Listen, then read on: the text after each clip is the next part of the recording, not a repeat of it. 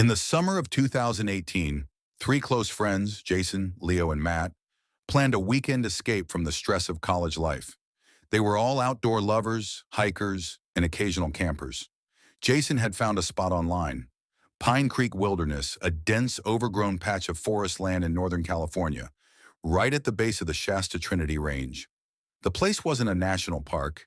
It was untamed land, part jungle, part mountainous terrain, mostly ignored by rangers and unknown to most tourists. "It's off-grid," Jason said. "Real quiet, no signal, total reset." That was the appeal. No phones, no people, just nature. They packed tents, food, two flashlights each, and an old handheld camcorder that Matt wanted to use to vlog their wild adventure. They should have taken the lack of cell signal, the worn-out warning sign at the trailhead, and the old collapsed ranger tower as clues. But they were 21 and invincible, or so they thought. It took them 6 hours to hike to the remote creek where they planned to set up camp. The trail grew fainter the deeper they went. By the time they reached the clearing, it was nearly dark. Leo made a joke about Blair Witch. Matt filmed everything, including a weird stone formation they passed. A circle of rocks with a stick tied in the middle. Jason thought it was someone's primitive fire pit. The first night was peaceful. Crickets, frogs, the sound of water trickling nearby. They roasted hot dogs, drank cheap beer, and fell asleep under the stars. But at around 2:47 a.m., Jason woke up to what he thought was laughing. Faint, far-off giggling. He chalked it up to dreaming and went back to sleep. The next morning, Leo found strange symbols drawn into the soil near their tents. Circles overlapping, with hash marks and arrows pointing into the trees. "Someone messing with us?" Leo asked. Matt thought it was cool and filmed it. Jason, suddenly uneasy, said nothing.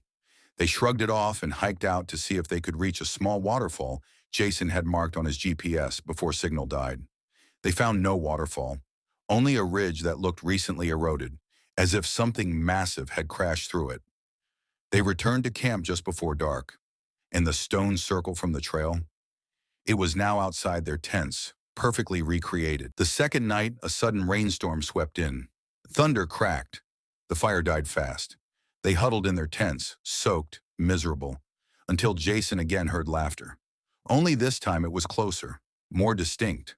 A woman's voice, soft and childlike. Matt unzipped the tent and tried to look outside with his flashlight. The beam flickered. Batteries low.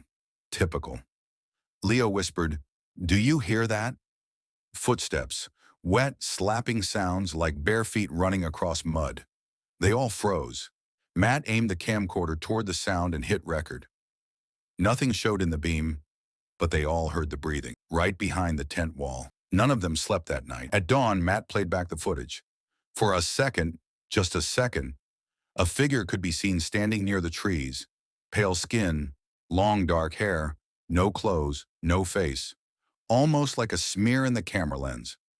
"Could be a glitch," Matt mumbled. But Jason noticed something worse. In the recording, behind the white noise of rain, a voice whispered their names, one by one. They tried to leave that morning. No trail, no signs. Every direction they walked curved them back to the creek. They began marking trees with a pocket knife. The marks vanished. Jason started shaking uncontrollably. Leo had a panic attack. Matt tried to make jokes, but his eyes kept scanning the trees like prey. Then they saw it, a figure across the water, still, watching. When they shouted, it vanished. No splash, no movement, like it melted into the air. They made a fire and built a ring of stones around their tents, whispering stories of ancient protection rituals. It was all they could do. That night, the laughter turned to screaming. Dozens of voices. Matt screamed and ran into the jungle. Jason and Leo tried to chase him, but they couldn't see more than a few feet. The screaming stopped suddenly. Silence. Then something heavy fell onto the tent. Jason passed out. Jason woke up alone. Tent torn. Leo gone. Matt gone. Just the camcorder, sitting in the middle of the ruined camp. Perfectly dry. He ran for hours. Somehow stumbled back onto the service road. A ranger found him near collapse. Authorities searched for Matt and Leo. They never found a single trace. The camcorder footage was damaged. Most of it was static, except for one frame.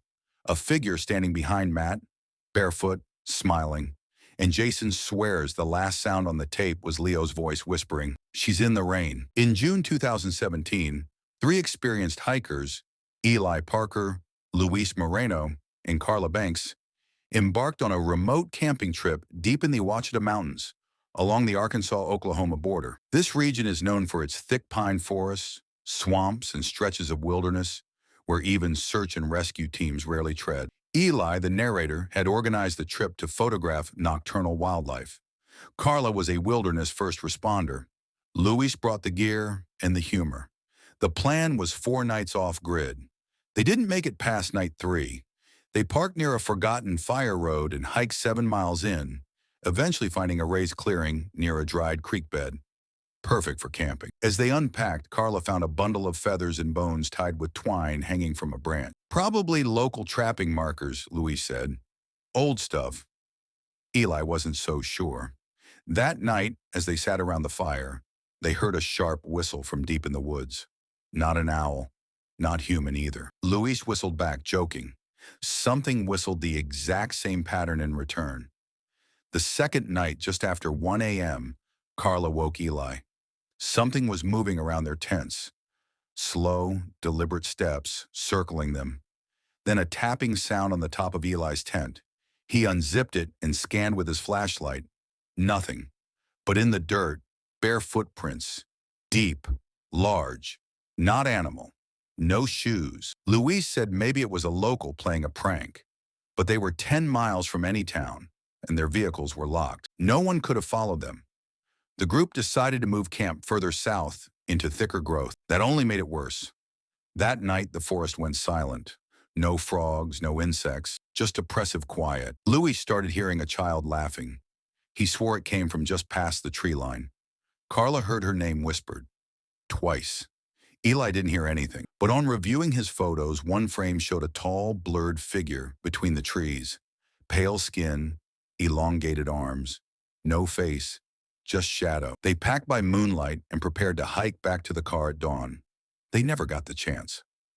The disappearance around 3 a.m., Luis vanished. No scream, no struggle, just gone. His sleeping bag was open, flashlight left on. Carla panicked. Eli searched until dawn, calling Luis's name. No response. Then they heard it. Luis's voice, calling for help. But it was wrong. Hollow. Repetitive. "Help! Over here! Help! Over here!" Eli said it sounded like a recording on a loop. Carla, against all logic, followed the voice. She never came back. Eli, alone, ran with nothing but his camera and a knife. He stumbled into a gully and hid there for hours. Every now and then, he heard footsteps. Breathing, a woman's voice whispering, "You saw me." Eventually, he found a trail marker and followed it back to the road. A ranger found him, dehydrated, covered in cuts. No trace of Carla or Luis was ever found. Eli turned over his footage. Most was blurry or blank, except one frame. A shape, 8 feet tall, thin, eyes like dull mirrors, watching them. Authorities ruled it a tragic wilderness incident. Eli never camped again. To this day, he hears whistling at night outside his window in Austin, Texas. He moved 6 times, but it always finds him.